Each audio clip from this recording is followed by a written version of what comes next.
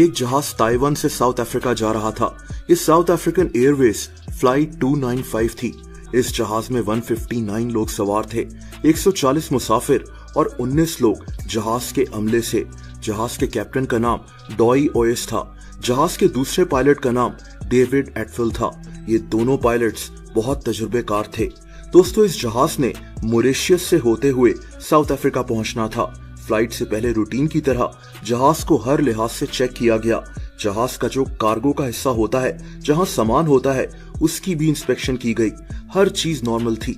ये जहाज अब उड़ने के लिए तैयार था, लेकिन ये मुसाफिर कहां जानते थे कि ये इनकी जिंदगी का आखिरी सफर है। दोस्तों, ये रात का वक्त था। रात के तकरीबन 10:30 बजे ये जहाज ताइवान से फ्लाई कर गया। इस जहाज ने सबसे पहले मॉरिशस उतरना था और फिर वहां से साउथ अफ्रीका जाना था। ताइवान से मॉरिशस तक का सफर 10 घंटे का था।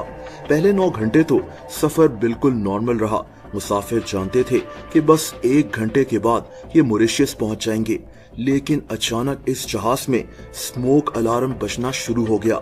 ये स्मोक अलार्म कॉकपिट में बजा, जहां पायलट्स मौजूद होते हैं। इसका मतलब ये होता है कि जहाज में कहीं धुआं भर रहा है। इस अलार्म के मुताबिक ये धुआं कार्गो एरिया से निकल रहा था। ये कार्गो एरिया जहाज के पीछे था, यानी इसके आगे मुसाफिर बैठे हुए थे। पायलट्स ने फौरन जहाज के क्रू को बुलाया और इनको कार्गो एरिया चेक करने को कहा।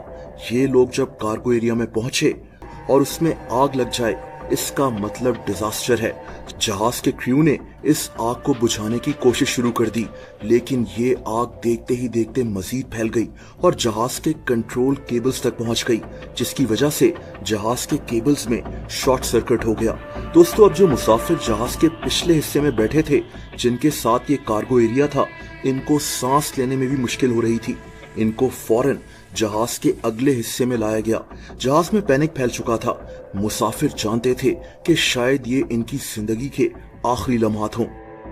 दोस्तों, इस वक्त सबसे करीबी एयरपोर्ट मॉरिशस में ही था, जो अभी 300 किलोमीटर दूर था। यानी जहाज को इस वक्त लैंड करना इम्पॉसिबल था। जहाज का क्रू इस आग को बुझाने की कोशिश कर रहा था और पायलट्स मॉरिशस के एयर ट्रैफिक कंट्रोलर से बात कर रहे थे कि तैयार रहो, क्योंकि इनको जहाज को इमरजेंसी में लैंड करना होगा। लेकिन सवाल ये था कि क्या ये जहाज मॉरिशस तक पहुंच सकता था। दरअसल ये आग आहिस्ता आहिस्ता जहाज के इलेक्ट्रिकल सिस्टम्स को जला रही थी। दूसरी तरफ मुसाफिरों के लिए सांस लेना भी मुश्किल हो रहा था और इसी वक्त जहाज के कैप्टन ने एक ऐसा फैसला किया जो कोई भी पायलट करना नहीं चाहेगा। दोस्तों, पायलट ने जहाज के केबिन डोर्स को खोलने का ऑर्डर दे दिया ताकि ये धुआं जहाज से बाहर निकल सके। इसके साथ साथ कैप्टन जहाज को नीचे ले आया 14,000 फीट पर, ताकि मुसाफिर बाहर की हवा में बगैर किसी मसले के सांस ले सकें, जो बहुत ज्यादा ऊंचाई पर मुमकिन नहीं था। कैप्टन ने जहाज की एयर स्पीड भी कम कर दी थी, वरना दरवाजों को खोलना नामुमकिन हो जाता। दोस्तों, अब जहाज के केबिन डोर्स खुल चुके थे। जहाज में आग लगी हुई थी और जहाज की केबल्स आहिस्ता आहिस्ता जल रही थी। पायलट्स के पास अब ज्यादा वक्त नहीं था, लेकिन यहाँ एक और मसला था। दरअसल ये धुआं जहाज के कॉकपिट में भी फैल रहा था, जहाँ पायलट्स मौजूद होते हैं। लेकिन पायलट्स क्या कर सकते थे? इनके पास कोई दरवाजा नहीं था जिसको खोला जा सकता। इन पायलट्स के पास वक्त बहुत कम रह गया था। दूसरी तरफ मॉरिशस में एयरपोर्ट पर सब तैयार थे। इस जहाज की इमरजेंसी लैंडिंग के लिए हर चीज रेडी थी। मॉरिशस का एयर ट्रैफिक कंट्रोलर पायलट से मुसलसल बात कर रहा था, लेकिन दोस्तों अचानक इस जहाज के पायलट्स ने बात करना बंद कर दी। अगले 4 मिनट्स तक मॉरिशस का एयर ट्रैफिक कंट्रोलर पायलट से राब्ता करता रहा, लेकिन अगली तरफ बिल्कुल खामोशी थी, जिसका मतलब है कि ये जहाज शायद क्रैश कर गया था। दोस्तों, बाद में पता चला था कि ये जहाज आग लगने की वजह से हवा में उड़ते हुए ही टूट गया था। उस वक्त नीचे समंदर था। ये जहाज टूटा और नीचे समंदर में गिर गया। आप अंदाजा लगा सकते हैं कि एक तो इतनी ऊंचाई पर जहाज का टूट जाना और फिर नीचे समंदर में गिरना उन मुसाफिरों पर क्या बीती होगी जब इनको एक लम्हे के लिए पता लग गया होगा कि इनकी मौत ऐसे होनी है। बाद में इस जहाज का ब्लैक बॉक्स समंदर से रिकवर कर लिया गया था। ब्लैक बॉक्स एक वॉइस रिकॉर्डर की तरह होता है जिसमें पायलट्स की सारी बातें रिकॉर्ड हो रही होती हैं।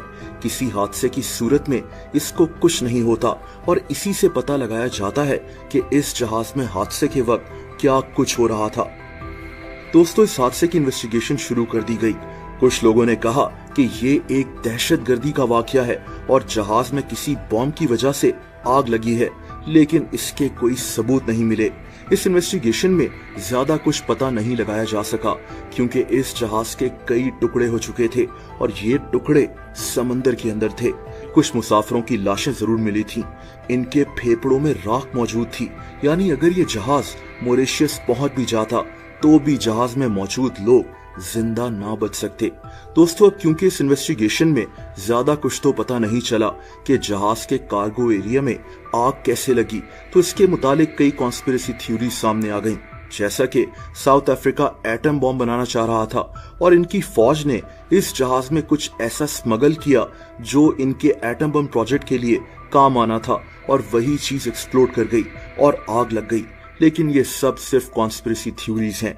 इस जहाज में आग क्यों लगी थी, आज तक कोई जान नहीं सका।